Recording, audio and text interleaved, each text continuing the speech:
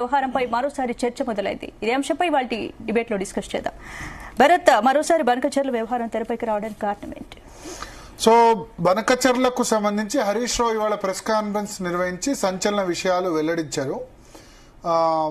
బనకచెర్ల పేరు మార్చుకుంది ఆంధ్రప్రదేశ్ ప్రభుత్వం. నిజానికి దాన్ని నల్లమల సాగర్ అని పేరు పెట్టారు. ఇంతకుముందేమో బనకచెర్లలో రిజర్వాయర్ ఏర్పాటు చేసి గోదావరి వాటర్ను కృష్ణాకి డైవర్ట్ చేసి రాయలసీమకి నీళ్ళిచ్చే పథకాన్ని బనకచెర్ల అన్నారు. దాని పేరు నల్లమల సాగర్గా చేంజ్ చేశారు. ఇప్పుడు కృష్ణా కాకుండా డైరెక్ట్గా గోదావరి నుంచి పెన్నా బేసిన్లోకి నీళ్లు పంపించే ప్రక్రియను ఆంధ్రప్రదేశ్ చేస్తుంది. దానికి కారణం ఏంటంటే గోదావరి నుంచి కృష్ణాకి గనక డైవర్ట్ చేస్తే వాటర్ని ఎగువ రాష్ట్రాలకు అందులో వాటా ఇవ్వాల్సి ఉంటుంది. ఇప్పుడు 200-300 టీఎంసీలు కనుక డైవర్ట్ చేస్తే ఎగువ రాష్ట్రాలు ఏమున్నాయి? కర్ణాటక, మహారాష్ట్ర, తెలంగాణ 3 రాష్ట్రాలకు కూడా అంతే నిష్పత్తిలో కృష్ణా జలాల్లో వాటా ఇవ్వాలి. ఒకవేళ గోదావరి వాటర్ను గనక కృష్ణాకి డైవర్ట్ చేస్తే గనక కృష్ణా జలాల్లో ఈ 3 రాష్ట్రాలకు వాటాలు ఇవ్వాలన్న ఉద్దేశంతో దాన్ని మార్చుకొని నల్లమల సాగర్ అని ఆంధ్రప్రదేశ్ పేరు పెట్టింది. అందుకు సిడబ్ల్యూసి అంటే central water commission in principle గా అనుమతులు జారీ చేసింది. అంటే ఏ అనుమతి అన్నది క్లారిటీ లేదు. ఎందుకంటే ఇప్పుడు ఇటువంటి ప్రాజెక్టులకు 15-16 అనుమతులు అవసరం ఉంటాయి. స్పందన ఒకటి కాదు. ఎన్విరాన్మెంటల్ క్లియరెన్స్ అది ఎన్విరాన్మెంట్ మినిస్ట్రీ ఇవ్వాలి. ఇన్వెస్ట్మెంట్ క్లియరెన్స్ సిడబ్ల్యూసి ఇవ్వాలి. తర్వాత కాస్ట్ బెనిఫిట్ రేషియో అంటే ఇప్పుడు కాళేశ్వరం ఉంది, చాలా మంది ఏంటంటే ఖర్చు ఎక్కువ, దీనివల్ల లాభం తక్కువ అంటారు. సో ఇటువంటి అనుమతి. తర్వాత ఇంటర్ స్టేట్ అంటే అంత 2 రాష్ట్రాలకు సంబంధించిన ప్రాజెక్ట్ అయితే ఇంటర్ స్టేట్ క్లియరెన్స్ కూడా ఇవ్వాల్సి ఉంటుంది. సో పోలవరం లాంటి ప్రాజెక్టుకైనా లేదా కాళేశ్వరం లాంటి ప్రాజెక్టుకైనా 15-16 అనుమతుల్ని తీసుకోవాల్సి ఉంటుంది. Environment, ministry of forest, investment clearance, తర్వాత ఇట్లా చాలా అనుమతులు తీసుకోవాల్సి ఉంటుంది. అయితే దీనికి ఇన్ ప్రిన్సిపల్ గా కేంద్ర జల సంఘం అనుమతి ఇచ్చిందని చెప్పి హరీష్ రావు ఇవాళ ప్రెస్ కాన్ఫరెన్స్ లో వెల్లడించారు. సో వెల్లడిస్తూ ఆయన సంచలన వ్యాఖ్యలు చేశారు.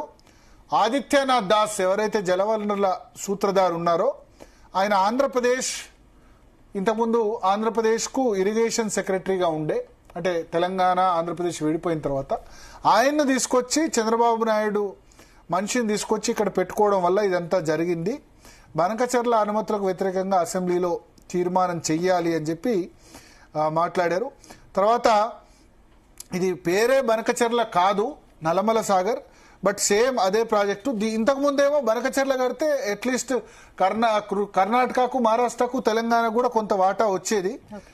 ఇప్పుడు ఆ వాటా కూడా రాకుండా చేసింది. దీని మీద బనకచెర్ల మీద నాట్ ఓన్లీ తెలంగాణ, కర్ణాటక, మహారాష్ట్ర 2 కూడా లెటర్స్ రాశాయి. రాసిన తర్వాత ఇప్పుడు డిసెంబర్ 15 నాడు చంద్రబాబు ఒక కమిటీ వేశారు. 23 డిసెంబర్ రోజు తెలంగాణ ప్రభుత్వం కూడా ఒక కమిటీ వేసింది. సో ఇదంతా కూడా సంబంధించి చంద్రబాబు చెప్పినట్లే రేవంత్ కమిటీ వేశారని హరీష్ రావు మెన్షన్ చేశారు. ఎస్, అంటే వీళ్ళిద్దరు కలిసి చేస్తున్నారు ఇదంతా కూడా, దీనికి రావడం వెనుక అని ఆయన సంచలన ఆరోపణ చేశారు. సో ఒకటి అయితే ఇప్పుడు దానికి ఉత్తమ్ కుమార్ రెడ్డి కౌంటర్ ఇచ్చారు. అదేంటంటే ఆల్రెడీ ఈ బనకచెర్ల ప్రాజెక్టుకు సంబంధించి ఏదైతే ఉందో బనకచెర్లను లేకపోతే నల్లమల సాగర్ ఆంధ్రప్రదేశ్ ప్రభుత్వం ప్రతిపాదిస్తున్న దాని మీద సుప్రీంకోర్టులో ఆల్రెడీ రిట్ పిటిషన్ ఫైల్ చేశారు. రిట్ పిటిషన్ నేరుగా భారత సుప్రీంకోర్టులో సర్వోన్నత న్యాయస్థానంలో తెలంగాణ గవర్నమెంట్ పోలవరం బనకచెర్ల ప్రాజెక్టు సంబంధించి రిట్ పిటిషన్ ఫైల్ చేశారు.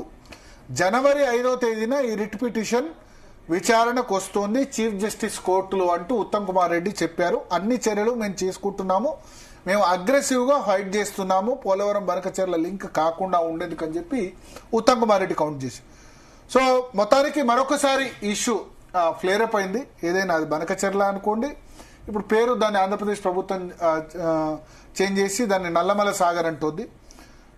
రెండో ఇష్యూ వచ్చేసి ఇక్కడ 2 రాష్ట్రాల మధ్య మరింత ఫ్లేరప్ అయ్యే అవకాశం ఉంది. సో ఇప్పుడు హరీష్ రావు ప్రెస్ కాన్ఫరెన్స్ పెట్టి ఒక రకమైన ఆరోపణ చేశారు. ఇప్పుడు వారం రోజుల్లో సుప్రీంకోర్టులో ఇదే విషయం మీద కేసు విచారణ కూడా ఉంది. సిడబ్ల్యూసి తొలి అనుమతి ఇచ్చింది, గతంలో అనుమతి ఇవ్వడం సాధ్యం కాదని చెప్పిన సెంట్రల్ వాటర్ కమిషన్ మరి ఇప్పుడు ఎందుకు విషయంలో అనుమతి ఇచ్చిందని వాళ్ళు క్వశ్చన్ చేస్తున్నారు. సో మాట్లాడదాం.